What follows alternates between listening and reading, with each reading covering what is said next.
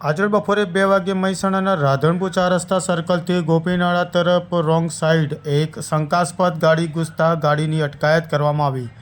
પ્રાપ્ત વિગતો મુજબ અમદાવાદના વટવા વિસ્તારમાં રહેવાસી હોવાનું સામે આવ્યું છે।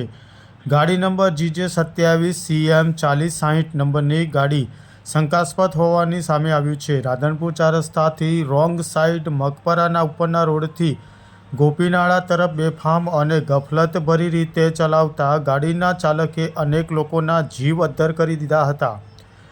એક ટુ વ્હીલરને પાછળથી ટક્કર મારતા વૃદ્ધ વ્યક્તિ બાઇક પરથી નીચે પડી ગયા હતા। ગોપીનાળામાં આવતા TRB જવાનોએ એમને રોકવાની કોશિશ કરતા ગાડીમાંથી 3-4 મહિલાઓ ઉતરીને TRB જવાનો સામે ઝઘડો કર્યો હતો।